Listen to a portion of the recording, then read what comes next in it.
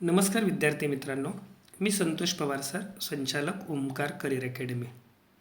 या व्हिडिओ लेक्चरमध्ये आपण व्होकॅब्युलरी या घटकामधील इडियम्स या महत्त्वाच्या संकल्पनेचा अभ्यास करणार आहोत. Idioms, their meanings and origins आपण पाहणार आहोत. इडियम्स म्हणजेच मराठीमध्ये वाक्प्रचार. An idiom is a phrase, saying, or group of words that has a metaphorical, not a literal meaning, which has become accepted in common usage. थोडक्यात idiom म्हणजे वाक्प्रचार. वाक्प्रचार म्हणजे असा शब्दसमूह की ज्याचा आपण शब्दशः अर्थ न घेता रूपकात्मक अर्थ घेतो. उदाहरणार्थ, वाघाला पाहून त्याच्या तोंडचे पाणी पळाले. या विधानामध्ये त्याच्या तोंडचे पाणी पळाले हा वाक्प्रचार आहे. पण आपण त्याचा शब्दशः अर्थ घेत नाही. त्याचा अर्थ घेतो वाघाला पाहून तो अतिशय घाबरला, अतिशय घाबरणे अशा अर्थाने आपण तोंडचे पाणी पळाले या शब्दसमूहाचा म्हणजेच वाक्प्रचाराचा अर्थ घेतो. तर अशा वाक्प्रचारांना आपण इडियम असं म्हणतो. थोडक्यात, an idiom is a group of words that suggest different meaning from the literal one. शब्दशः अर्थापेक्षा वेगळा अर्थ सूचित करणाऱ्या शब्दसमूहाला आपण इडियम असं म्हणतो. या व्हिडिओ लेक्चरमध्ये आपण अशाच काही इडियम्सचा अभ्यास करणार आहोत.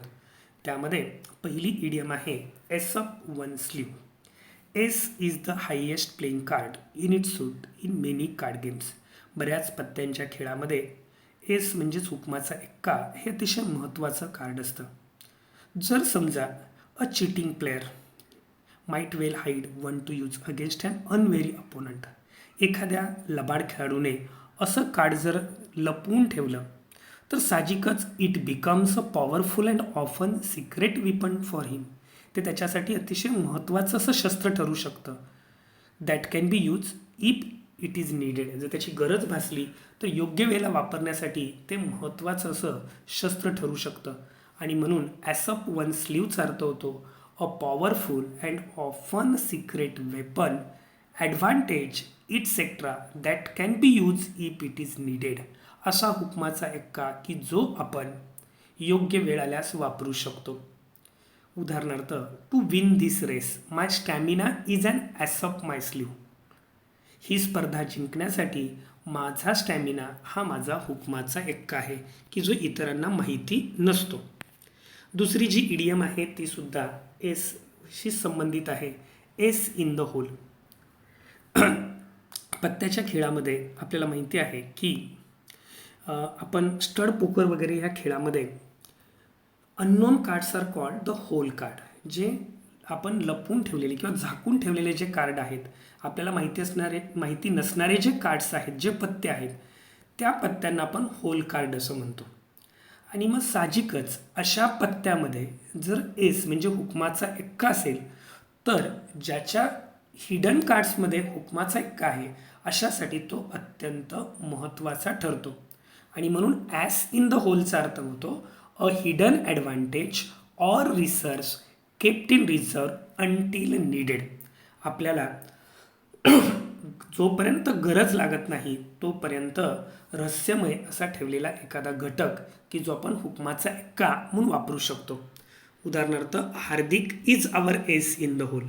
आपल्याला माहिती आहे आपल्या क्रिकेटच्या टीममध्ये हार्दिक हा आपला हुकमाचा एक्का आहे, कारण निर्णायक क्षणी तो आपल्यासाठी मदतीचा ठरू शकतो. म्हणून आपण Hardik is our ace in the hole असं म्हणतो.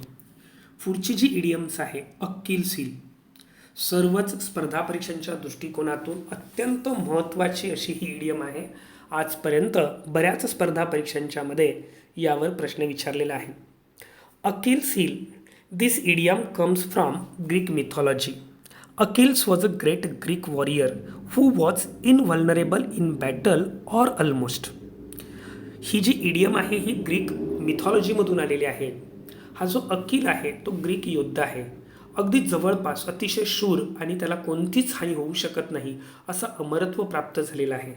पण याच्या बाबतीमध्ये एक रहस्य असतं, ते म्हणजे त्याची जी अकिल्स हील त्याची टाच.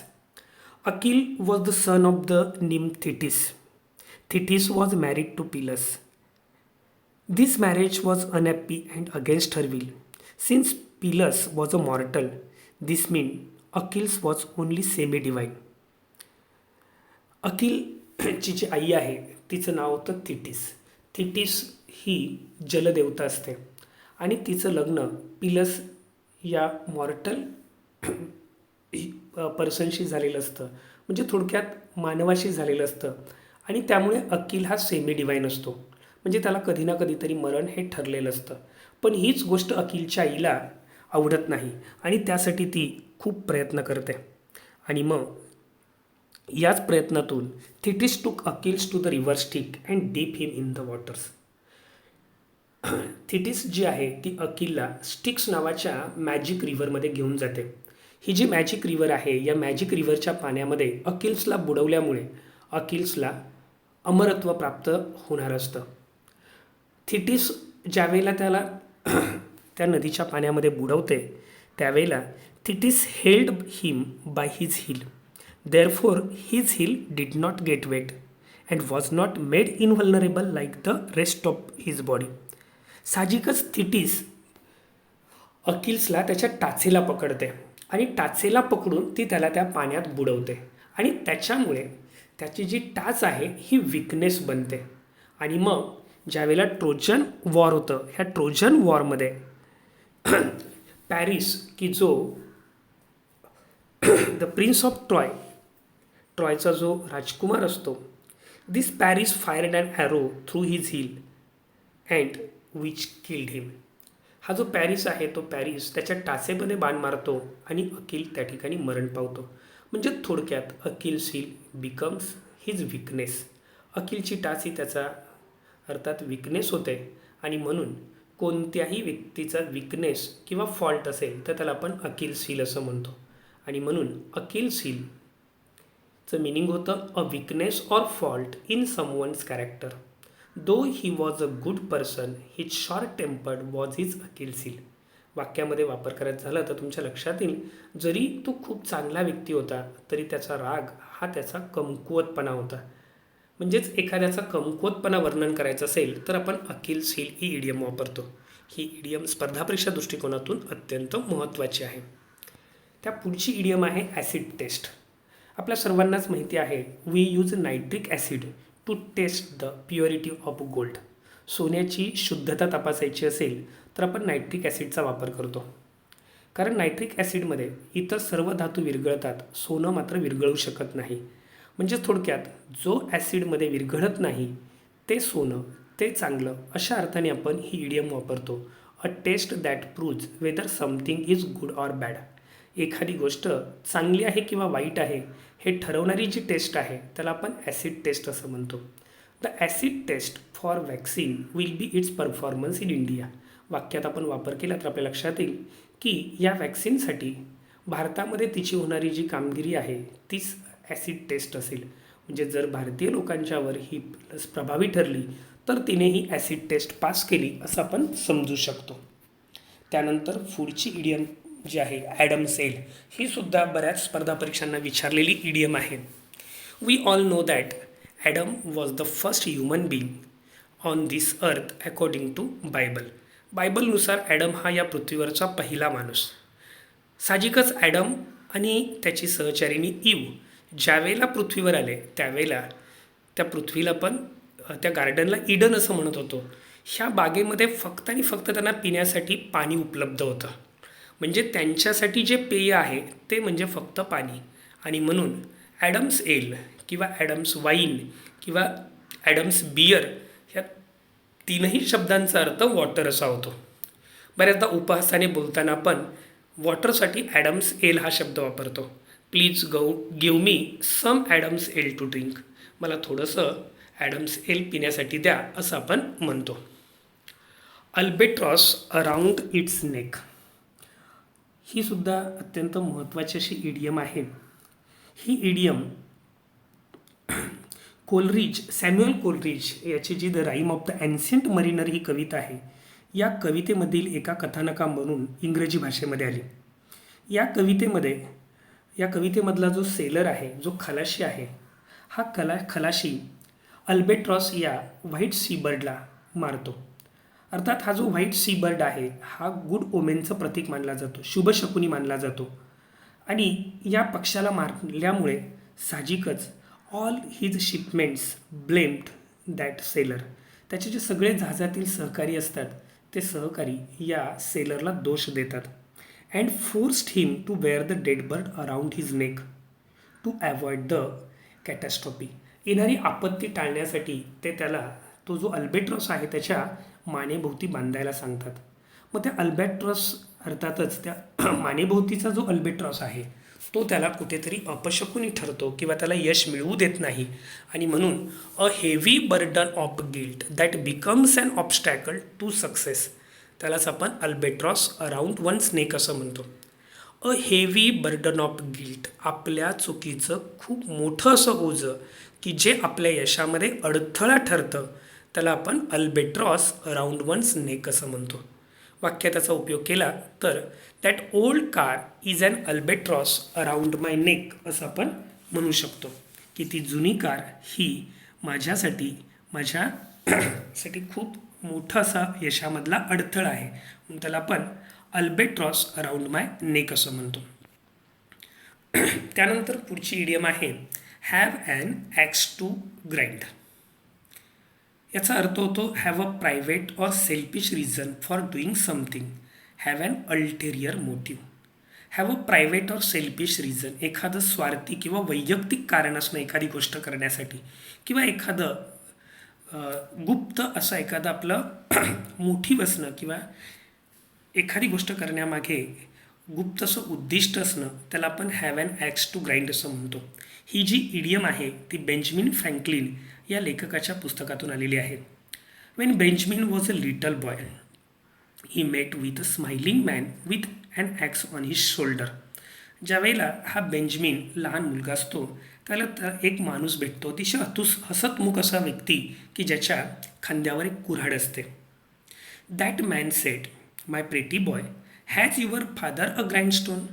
तो माणूस बेंजामिनला म्हणतो की काय रे, तुझ्या वडिलांच्याकडे या कुऱ्हाडीला धार लावण्याचं यंत्र आहे ना. साहजिकच बेंजामिन म्हणतो यस सर. त्यानंतर हा जो माणूस जो आहे तो अतिशय गोड बोलतो. खरं तर हा अतिशय धूर्त असतो आणि तो अतिशय गोड बोलत त्याला गुंतवून ठेवतो.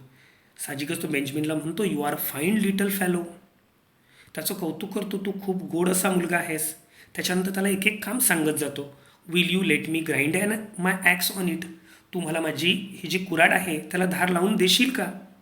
आणि मग खूप स्तुती केल्यामुळे साहजिकच बेंजामिन नाही म्हणू शकत नाही आणि बेंजामिन त्याला म्हणतो हो yes sir but it's down in the shop. ही जी कुऱ्हाड लावण्याचं यंत्र आहे ते खाली दुकानामध्ये आहे. त्यानंतर पुन्हा तो माणूस त्याला सांगतो की get me a little hot water, तू थोडंसं मला पाणी देशील का. त्याच्यानंतर बेंजामिन त्याला पाणी आणून देतो. पाणी आणून दिल्यानंतर साहजिकच तो अनेक प्रश्न त्याला विचारत राहतो. How old are you, what's your name वगैरे. आणि मग हे असंच त्याचा वेळ जात असताना पुन्हा तो त्या बेंजामिनला म्हणतो I am sure you are one of the finest lads that I have ever seen. Will you just turn a few minutes for me. तू खरोखरच खूप चांगला मुलगा आहेस. मी आजपर्यंत असा तुझ्यासारखा गोड मुलगा पाहिला नाही. तू माझ्यासाठी काही वेळ देशील का. आणि मग अशी खुशामत केल्यानंतर साहजिकच बेंजामिन त्याच्या त्या कुऱ्हाडीला धार लावायला सुरुवात करतो. But it took a lot of time. त्यात बराच त्याचा वेळ जातो. Since the axe was new it was difficult task for him to grind. आणि ती जी कुऱ्हाड आहे ती कुऱ्हाड नवीन असल्यामुळे बेंजामिनसाठी त्याला धार लावणं हे थोडंसं कठीण काम जातं. त्याच वेळात द स्कूल बेल रँग. त्याच्या शाळेची घंटा वाजते. शाळेची घंटा वाजल्यानंतर त्याच्या लक्षात येतं की आता आपण वेळेवर शाळेत पोहोचू शकत नाही. आणि त्याच वेळेला हा जो माणूस आहे त्या माणसाचा मूड पूर्ण चेंज होतो आणि तो म्हणतो you little rascal you have play truant. अरे मूर्ख मुला, तू तर अगदी शाळा विनाकारण बुडवतोयस. आणि मग अशा पद्धतीने त्याला तो शिवीगाळ करतो, अर्वाच्य भाषेमध्ये बोलतो. म्हणजे सुरुवातीला गोडगोड बोलणारी व्यक्ती ज्याला त्याचा हेतू साध्य होत नाही त्यावेळेला मात्र अतिशय कटू शब्दात बोलते आणि म्हणून हॅव ॲन ॲक्स टू ग्राइंडचा अर्थ होतो have a private or selfish reason for doing something. एखादी व्यक्ती जर एखादा स्वार्थ किंवा खाजगी वैयक्तिक हेतू ठेवून जर एखादी कृती करत असेल तर आपण त्याला have an axe to grind असं म्हणतो. वाक्यात उपयोग बघायचा झालं तर environmentalist have no political axe to grind, they just want to save the planet. पर्यावरणवादी जे आहेत त्यांच्याकडे कोणताही राजकीय हेतू असत नाही, म्हणजे कोणताही स्वार्थी हेतू असत नाही. They just want to save the planet. त्यांना केवळ ह्या प्लॅनेटचं रक्षण करायचं आहे, ह्या प्लॅनेटला वाचवायचं आहे. म्हणजे थोडक्यात have an axe to grind याचा अर्थ होतो स्वार्थी हेतू. पुढील इडियम आहे ॲपल ऑफ वन्स आहे. ही सुद्धा बऱ्याच स्पर्धा परीक्षांना विचारलेली इडियम आहे. याचा अर्थ होतो very dear. The phrase the apple of one's eye is referred to the pupil of our eye, the pupil of the human eye. It was believed that the pupil was a round, solid object. In a time without proper eye care, sight was precious commodity. आपल्याला माहिती आहे आपल्या डोळ्यामध्ये जी pupil आहे ही अतिशय महत्त्वाची नाजूक असा अवयव आहे आणि त्याचा जो आकार आहे तो अगदी सफरचंदासारखा असल्यामुळे आपण ॲपल ऑफ वन्स आय म्हणजे व्हेरी डिअर म्हणजे प्रत्येक व्यक्ती किंवा वस्तू जी आपल्यासाठी अतिशय प्रिय आहे त्याच्यासाठी आपण ॲपल ऑफ वन्स आय ही इडियम वापरतो. उदाहरणार्थ his daughter is an apple of his eye. त्याची मुलगी ही त्याच्यासाठी त्याची ॲपल ऑफ हिज आय आहे, याचा अर्थ अतिशय प्रिय आहे. ॲपलशी संबंधित पुढची एक इडियम अतिशय महत्त्वाची आहे Apple of Discord. The apple of discord was a golden apple inscribed for the fairest thrown by Iris, goddess of discord, into a banquet she was not invited to. Apple of Discord जे आहे हे golden Apple आहे. Greek मिथॉलॉजीवरून ही idiom आलेली आहे. हे जे golden Apple आहे हे गोल्डन ॲपल कलह देवता किंवा भांडणाची देवता इरिस हिने दरबारामध्ये टाकलेलं असतं आणि हे जे ॲपल आहे हे साहजिकच या भूतलावरच्या फॉर द फेअरेस्ट सर्वात सुंदर स्त्रीसाठी असतं. आणि मग साहजिकच हे जे ॲपल आहे दिस ॲपल वॉज क्लेम बाय हेरा, अथेना अँड ॲफ्रोडाईट. ग्रीक मिथॉलॉजीमध्ये असणाऱ्या सुंदर ज्या स्त्रिया आहेत ह्या 3 सुंदर स्त्रिया ह्याच्यावर क्लेम करतात, हेरा, अथेना आणि ॲफ्रोडाईट. आणि मग साहजिकच to whom Paris awarded it. आणि मग त्या 3 स्त्रियांना पॅरिस हे ॲपल देणार असतो. पण ह्याच्यामुळे as a result this event led to the Trojan war. या गोष्टीमुळेच ग्रीक मिथॉलॉजीमध्ये असणारं सगळ्यात मोठं युद्ध घडून आलं, म्हणजे ते ट्रॉजन वॉर घडून आलं. आणि म्हणून ॲपल ऑफ डिस्कॉर्डला आपण अ कॉज फॉर डिस्प्यूट, एखाद्या वादाचं कारण असं म्हणतो. म्हणजेच वाक्यात उपयोग करायचा झाला तर Kashmir is an apple of discord between India and Pakistan. Bharat आणि पाकिस्तान यांच्यामध्ये काश्मीर हे जे आहे हे ॲपल ऑफ डिस्कॉर्ड भांडणाचं कारण आहे. त्यानंतर पुढची इडियम आहे Apple pie order. Apple pie order, जर समजा एखादी सफरचंदाची पाय म्हणजे पोळी करावयाची असेल तर आपल्याला त्याची मांडणी अतिशय व्यवस्थित करावी लागते. आणि म्हणून ॲपल पाय ऑर्डरचा अर्थ होतो neat and clean. Everything in the cupboard was in apple pie order. कपाटामधील प्रत्येक गोष्टी अतिशय स्वच्छ आणि नीटनेटक्या आहेत, म्हणजेच त्या ॲपल पाय ऑर्डरमध्ये आहेत असं म्हटलं जातं. तर विद्यार्थी मित्रांनो, या व्हिडिओ लेक्चरमध्ये आपण काही महत्त्वाच्या इडियम्स पाहिल्या, त्याचा ओरिजिन पाहिला, त्याचा अर्थ समजावून घेतला.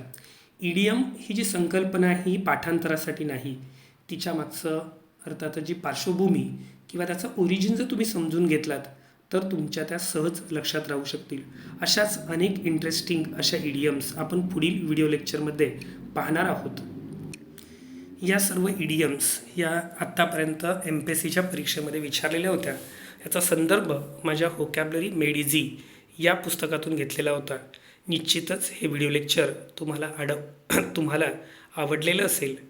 तर पुढील व्हिडिओ लेक्चरमध्ये आपण ज्या उर्वरित अशा इडियम्स आहेत, येणाऱ्या अनेक अशा व्हिडिओ लेक्चर्समध्ये ह्या इडियम्सचा भाग पूर्ण करणार आहोत.